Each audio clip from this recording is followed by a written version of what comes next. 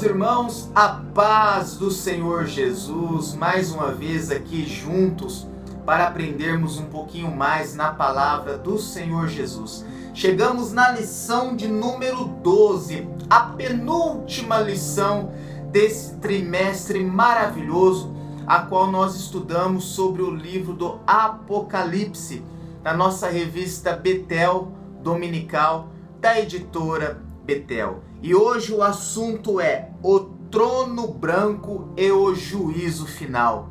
E eu quero te convidar para todos os domingos às 9 horas da manhã, você estar conosco na Rua da Agricultura, número 720, ao lado da Havan, Assembleia de Deus, Ministério de Madureira, em Santa Bárbara do Oeste.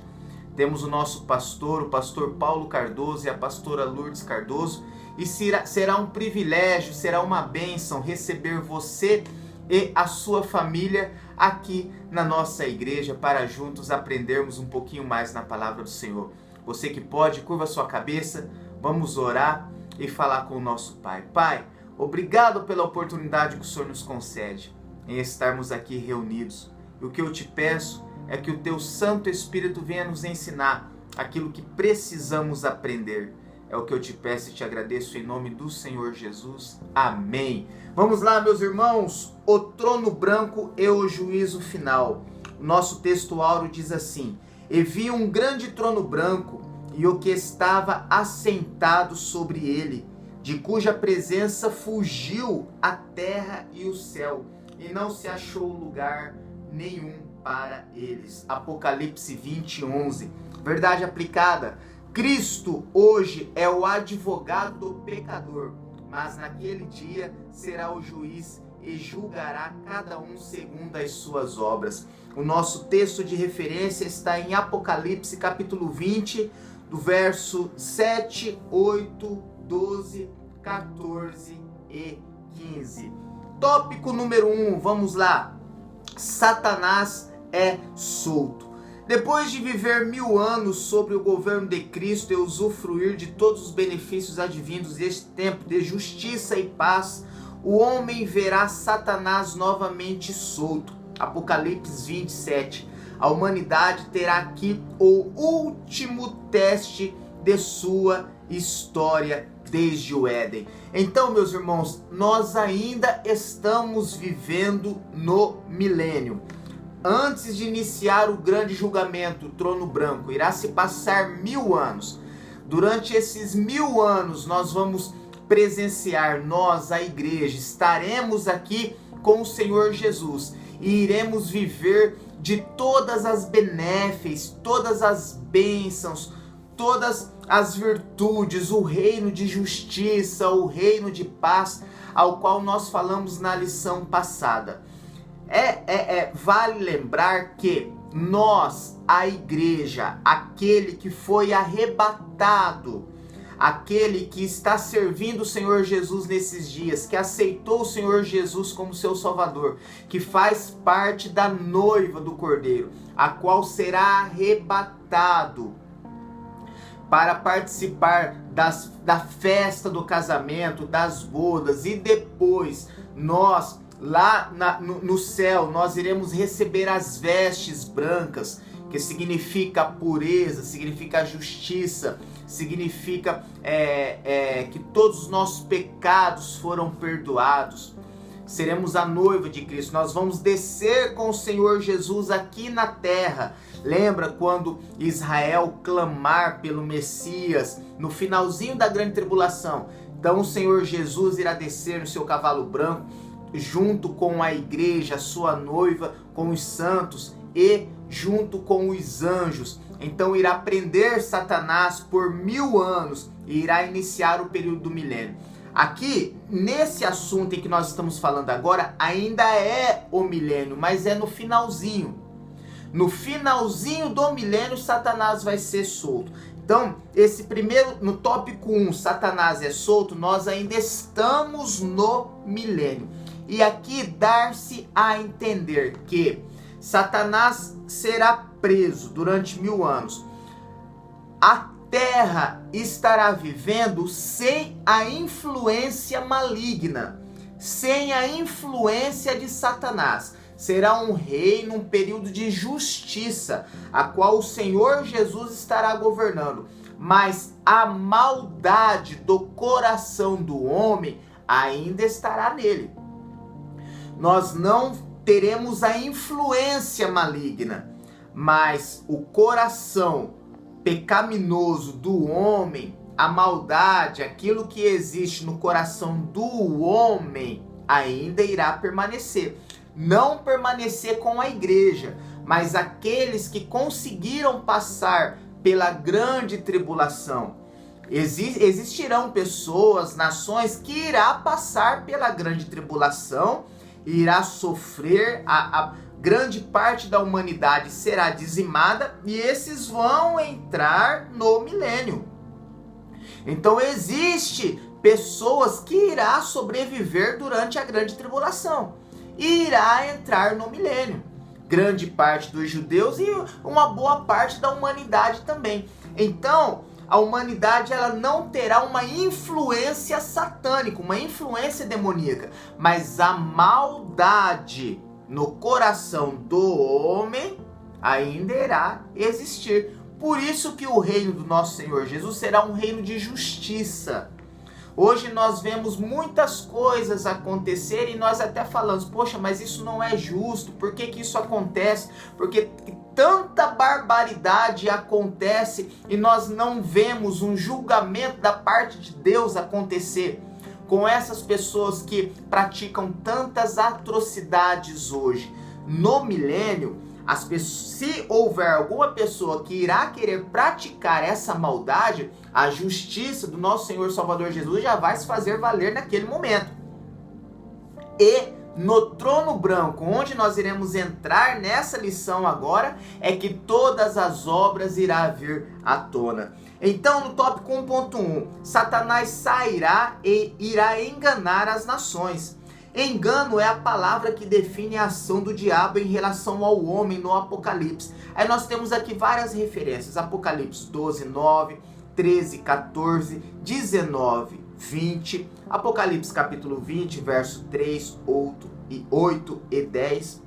A palavra engano aqui fala de seduzir, de desviar alguém da verdade, usando de artimanhas e sutileza. Nós vemos que hoje uma das armas que o diabo, que o inimigo usa é o engano. Meu irmão, raramente o inimigo vai chegar e já te mostrar qual é a sua real intenção, qual é o seu real desejo, o que é que ele realmente quer. Ele vem sempre de sapatinho de algodão. Ele vem sempre com o engano, com a artimanha, não revelando a sua real intenção no momento. Mas depois, aquele que infelizmente é descuidado e cai nas artimanhas do diabo, lá na frente ele vê a consequência. Meu irmão, não deixe o inimigo te enganar. Peça ao Senhor Jesus discernimento. Um dos dons mais lindos e maravilhosos. Aliás, todos são lindos, todos são maravilhosos. Mas todo líder, todo pastor precisa buscar o dom de discernimento. Todos os outros dons são muito válidos, mas você que é líder, você que é pastor, você que é obreiro, você que lidera pessoas, busque, peça a Deus o dom de discernimento, para que você possa ver uma situação e o Espírito Santo te mostrar qual é a real situação, qual é o real espírito que está agindo naquele momento. Se esta situação realmente vem de Deus ou se é uma artimanha do inimigo, de Satanás. Tópico 1.2. Então, Satanás será solto no milênio e irá reunir uma grande multidão para ir tentar atacar o trono do Senhor Jesus. Tópico 1.2. E aí que entra aquela batalha de Gog e Magog.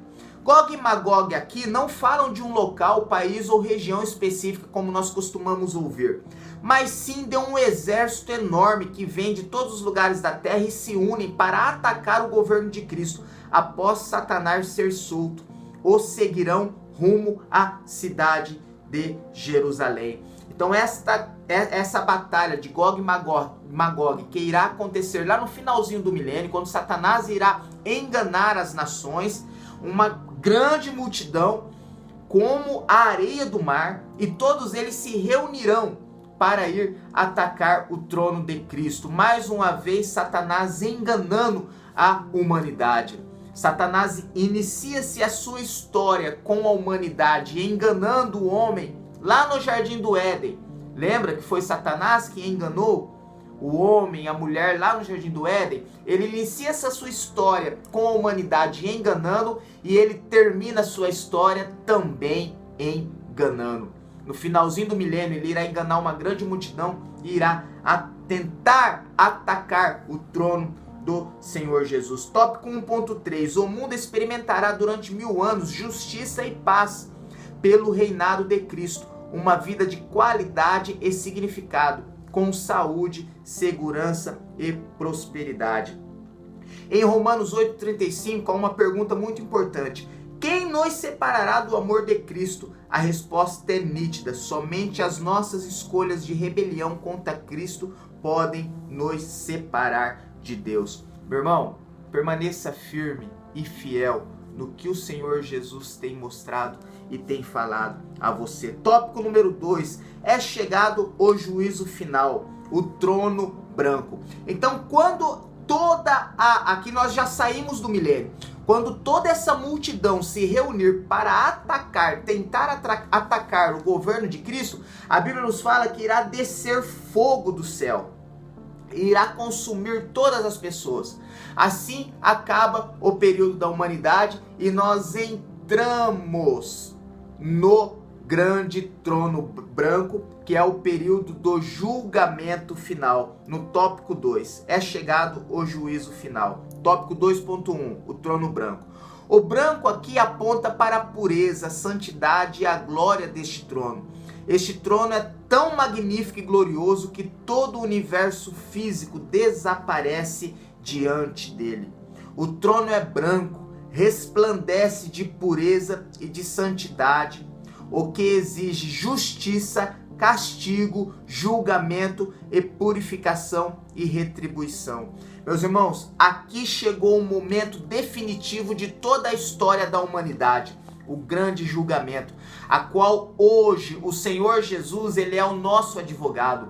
Hoje é ele que intercede ao Pai, é ele que nos advoga, é ele que nos protege, é ele que perdoou os nossos pecados. E através dele que nós alcançamos a misericórdia, alcançamos o perdão, alcançamos a graça. Através do sacrifício do Senhor Jesus Cristo na cruz do Calvário, que nós somos salvos. Meu irmão, aceite o Senhor Jesus hoje e não o deixe. Não espere chegar o momento do julgamento, o momento do juiz. Mas aceite, passe primeiro pelo tribunal de Cristo. O tribunal de Cristo hoje, ele está oferecendo a salvação, oferecendo a graça. Mas no grande trono branco, ele não vem como advogado. É ele que irá julgar pessoa por pessoa. Hoje o Senhor Jesus é o advogado, mas naquele dia ele será o juiz. Louvado seja o nome do Senhor Jesus. 2.2. Os ímpios ressuscitarão e serão julgados. Todos os que morreram sem se converterem a Cristo terão que comparecer perante Deus naquele dia. Apocalipse 20:13. Não haverá desculpas, oportunidade de defesa ou outra chance. Todos aqueles que morreram sem Deus ressuscitarão no juízo final para prestar contas de seus pecados diante daquele que é santo. Apocalipse 20:13. Meu irmão, não vai ter como se esconder naquele dia. Nós, a igreja, não passaremos por este julgamento, porque nós passamos primeiro pelo tribunal de Cristo, de Jesus Cristo, que é o arrebatamento da igreja. Nós, a noiva, que já recebemos as vestes santas, as vestes resplandecentes, as vestes brancas, o símbolo de pureza, de transformação, de remissão de pecado. Nós estaremos livres deste julgamento. Esse julgamento exclusivamente é para aqueles que morreram sem o Senhor Jesus e serão julgados pelas suas obras. Na verdade, nem será um julgamento, mas sim uma apresentação de o porquê esta pessoa estará sendo condenada. O Senhor Jesus irá apresentar todas as obras, mostrar todos os feitos. Naquele dia, meu irmão, ninguém será condenado injustamente. Ninguém vai poder dizer assim: ah, mas eu estou sendo condenado por causa disso, por causa daquilo outro, colocar a culpa em alguém. Todas as obras serão expostas. Tudo aquilo que foi feito, nada ficará oculto daquele que tem os olhos como chama de fogo. Louvado seja o nome do Senhor Jesus. 2.3, grandes e pequenos. E vi os mortos, grandes e pequenos, que estavam diante do trono. Apocalipse 20:12. Esses grandes e pequenos não falam de adultos e crianças, mas sim fala daquele que tem posição social, daquele que não tem, daquele que acha que tem alguma influência e daquele que não tem nenhuma influência. O juízo divino alcançará pessoas de todas as classes e camadas sociais. Todas estarão perante Deus naquele dia, ricos e pobres, famosos e anônimos, doutos e iletrados, religiosos e ateus. Mas diante do trono divino não haverá barganhas. Todos são iguais perante o justo juiz. Colossenses 3:25. Que é o nosso Senhor e Salvador Jesus Cristo. Meu irmão, naquele dia não haverá como correr. Se arrependa hoje, volta hoje para os caminhos do Senhor Jesus. Escolha Cristo como o seu Deus, o seu Senhor e o seu Salvador, para que hoje você receba a dádiva da salvação que vem pela graça, que foi conquistada na cruz do Calvário pelo nosso Senhor e Salvador Jesus Cristo. Simplesmente aceite, simplesmente deixe Ele entrar na sua vida e fazer morada no seu coração, para que o seu nome esteja escrito no livro da vida. Louvado seja o nome do Senhor. Tópico 3, o julgamento é inevitável. Um julgamento precisa de um juiz, e neste caso o Senhor Jesus será o juiz. 3.1, os mortos serão julgados segundo as suas obras, assim como eu já comentei.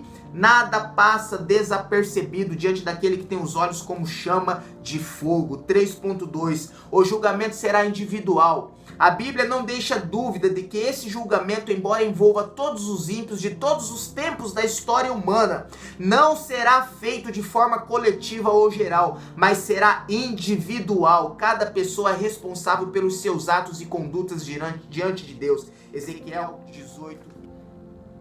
Meu irmão, não haverá desculpas, não haverá como você colocar a culpa em outra pessoa. Não haverá como você falar assim: mas eu estava seguindo Ciclano, eu estava seguindo Bertano, mas eu acreditava. Não, vai ser individual. Cada pessoa vai dar conta de suas ações, de suas atitudes, de seus feitos. Meu irmão, naquele dia não tem como se esconder, não tem como você reclamar, não tem como você dar o jeitinho brasileiro. Não, nada passa desapercebido dos olhos daquele que tem os olhos como chama de fogo. Nada vai passar desapercebido diante do tribunal de Cristo, diante do trono branco. Meu irmão, se arrependa hoje. Se esforce para que quando o Senhor Jesus vir buscar a sua igreja, você esteja preparado. O Senhor Jesus te leve junto com Ele e você seja arrebatado junto com a noiva, a igreja de Cristo nas nuvens. Louvado seja o nome do Senhor Jesus. Tópico 3.3, a sentença será a segunda morte. E a morte e o inferno foram lançados no lago de fogo. Esta é a segunda morte. E aquele que não foi achado escrito no livro da vida foi lançado no lago de fogo. Apocalipse 20, 14 e 15. A Bíblia não está falando de extinção aqui, mas de sofrimento eterno. Oh, meu irmão, quão triste será passar a eternidade sofrendo. Escolha o Senhor Jesus hoje. Escolha estar com Cristo hoje. Arrependa-se de seus pecados, ainda dá tempo. Hoje o Senhor Jesus está com os braços abertos, te esperando, te chamando. Ele pode perdoar os nossos pecados, mas deixe que Ele seja o seu Senhor, o seu Deus. Não fique tão embaraçado com os negócios desta vida. O nosso alvo, meu irmão, é o céu. O nosso alvo, o nosso objetivo é estar com o Senhor Jesus. Viver aqui na terra é muito bom, mas estar com Cristo é melhor. Viver aqui na terra é bom, mas estar reinando com o nosso Senhor e Salvador Jesus Cristo, não há palavras para definir o quão bom, o quão maravilhoso será nós estarmos com o nosso Senhor e Salvador Jesus Cristo. Conclusão: a realidade dura e inevitável do juízo final deve servir de despertamento ao povo de Deus para pregar com poder o Evangelho de Cristo. A porta da graça ainda está aberta, ainda há tempo para arrependimento verdadeiro. Escolha estar com Cristo. Aceite o Senhor Jesus como seu Salvador. Tenha o Senhor Jesus como seu único Deus. Não permite que nada nesta terra ocupe o lugar do Senhor Jesus na sua vida. Não permita que nada, que esta terra, que este mundo, aquilo que o inimigo controla, venha ocupar o lugar do Senhor Jesus. Mas deixe que Ele seja o seu Deus, o seu Senhor e o seu Salvador. Permita que o seu nome esteja escrito no livro da vida e cumpra os princípios que o Senhor Jesus deixou para nós, para que juntos possamos estar com Ele lá no céu e usufruir de tudo aquilo que Ele preparou para nós. Deus abençoe você, Deus abençoe o seu lar, a sua casa, a sua família, e até a nossa próxima lição, querendo Deus.